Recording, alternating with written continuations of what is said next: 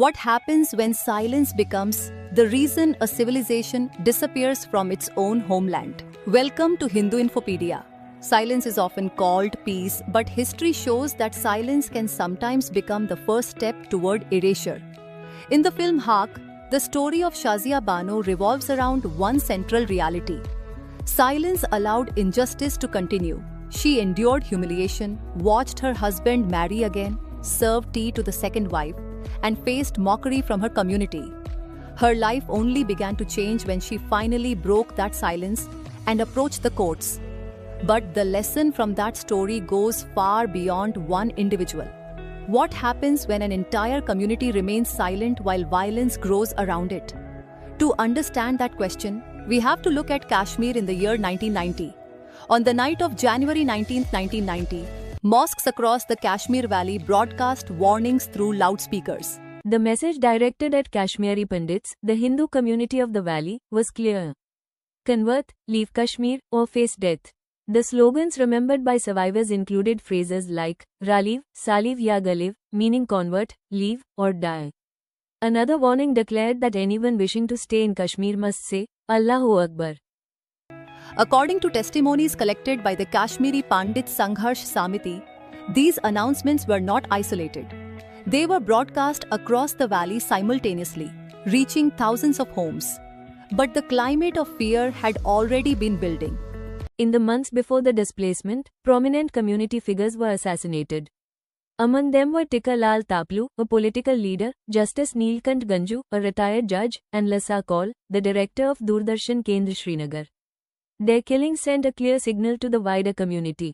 Survivor accounts describe homes being marked to identify Hindu residents, threats broadcast through loudspeakers, kidnappings, assaults, and intimidation of women.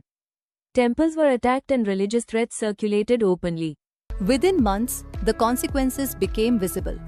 Between 300,000 to 400,000 Kashmiri Hindus fled the valley.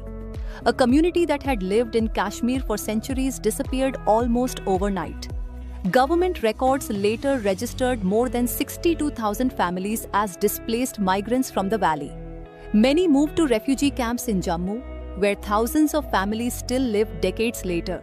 Yet the language used to describe this event remains controversial. For many, official documents frequently use the word exodus. The National Human Rights Commission report of 1999 described the events only as akin to ethnic cleansing. Many survivors, that wording left a deep sense of unresolved justice. Testimonies collected over the years tell powerful stories. Activist Sushil Pandit has described how families fled overnight, carrying whatever they could. The case of Girja Tikku, a laboratory assistant killed in 1990, remains one of the most widely cited examples of violence during that period. More than 1,000 documented killings appear in records compiled by community organizations and researchers. The result was a dramatic demographic transformation. A population that once numbered in the hundreds of thousands was reduced to only a few thousand remaining Hindus in the valley. The central lesson from these events is simple. Silence does not stop violence. Sometimes it allows it to grow unnoticed until the consequences become irreversible.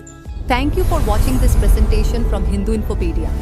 If you found this informative, please like and subscribe to the channel and explore more detailed analysis at Hindu Infopedia.